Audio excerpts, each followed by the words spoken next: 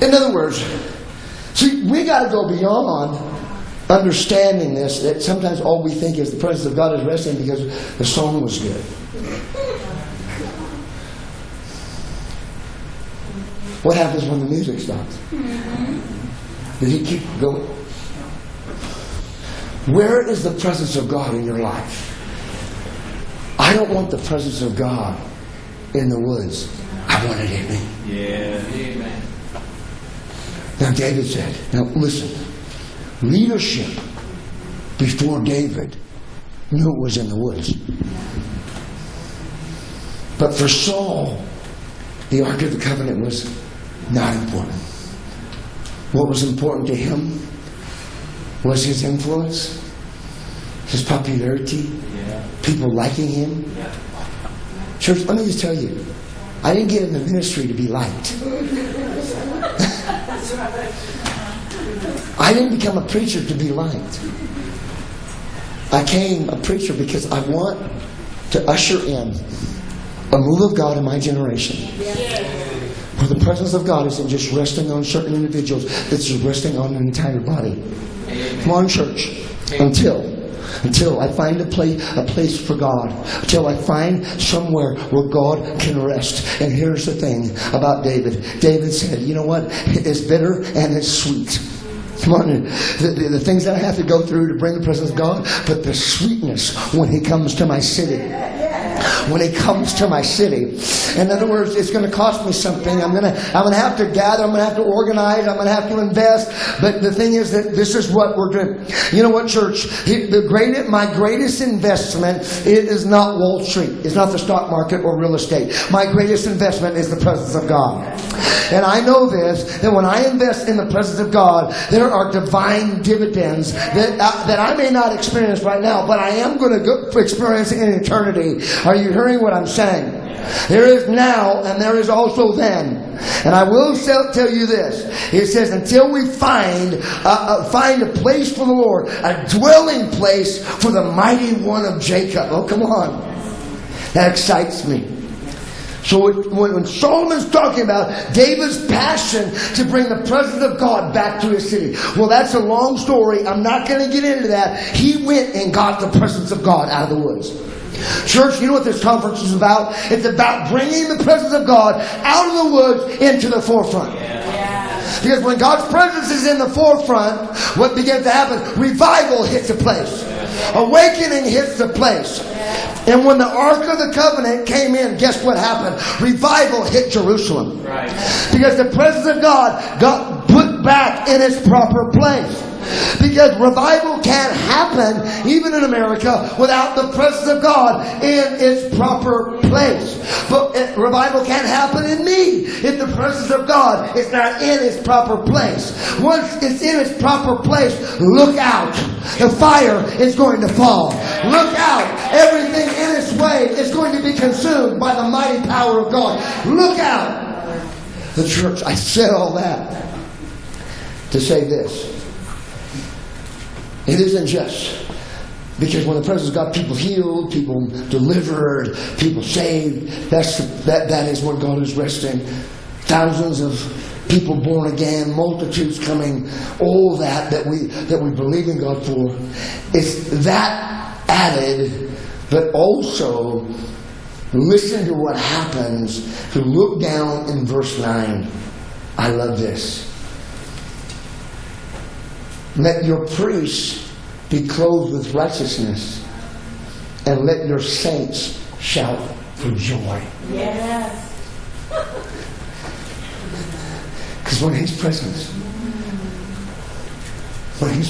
comes in, He changes our clothes. There's a different garment that we wear. He changes our mindset. And all of a sudden, His priests are no longer clothed with the wrong garments. They become clothed with His garment.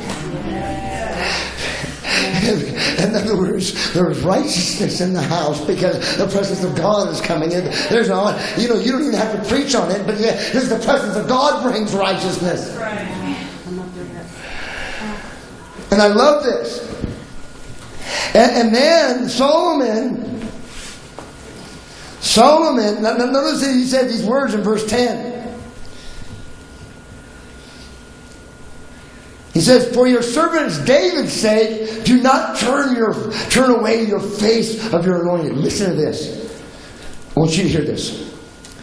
He's reminding God of what David did. For your servant David. Everybody say, for your servant David's sake. You got to hear this. We don't want the presence of God just to rest for us. I want the presence of God to rest here for my grandchildren. Yes. That's right. I want it to rest on me, so it rests on my children's children. Now listen to this. How many know there was a great battle in the days of Hezekiah?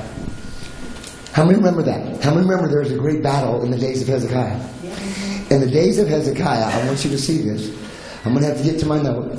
In the great battle of where one angel kills 185,000 Assyrian soldiers in just a moment, here's what happens. Before that battle begins, there is an attack, an opposition that happens. Now, you got to understand, Hezekiah is 14 generations.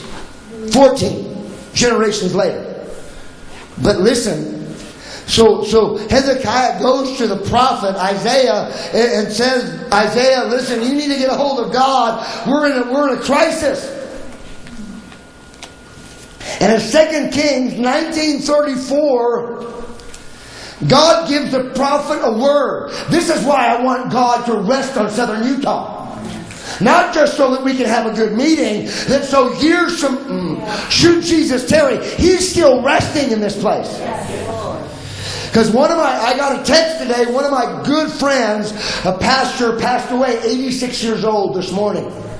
And a great man of God. And I want the mantle that's on him to hit his congregation. Now notice this.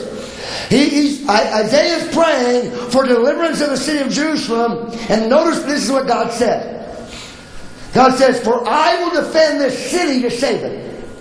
Well, that's a great promise. Yes. But then the Lord begins to say something else. Then He says, for my own sake, and for my servant David's sake. Yeah. And not only am I going to save this city for my sake, I'm going to save the city for David's sake, because David brought my presence into the city. Oh, come on, church. This is why I believe America can be saved. Come on, church. Because there's men of God 14 generations or how many generations ago that began to say, I want God to rest on this land. Come on, church.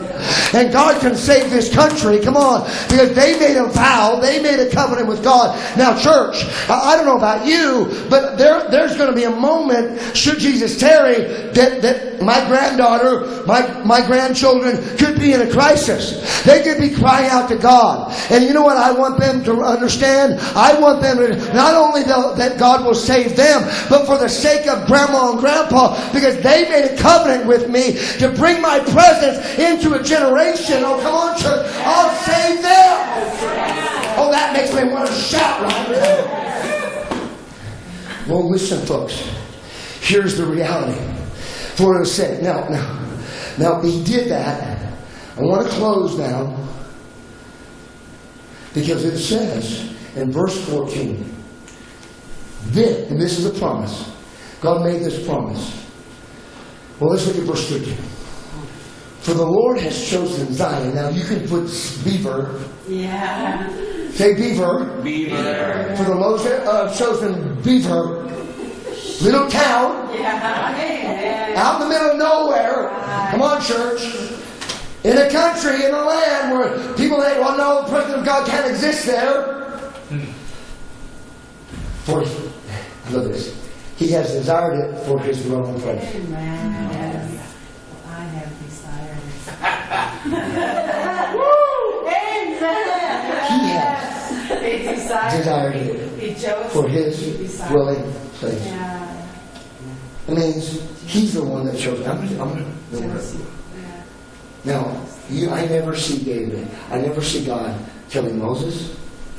I never see God telling any prophet, I want a resting place. But when David made a covenant to build God a place, God gave him a revelation of what was in his heart that He gave no other king or no other prophet. In church, here's the thing that drives me. God, when I've made a covenant with you that I'm going to build a resting place for you, you know what you're going to do? You're going to reveal something in your heart that you told nobody about. But because I made this covenant with you, you desire to dwell here. In church, guess what He does? He not only does that,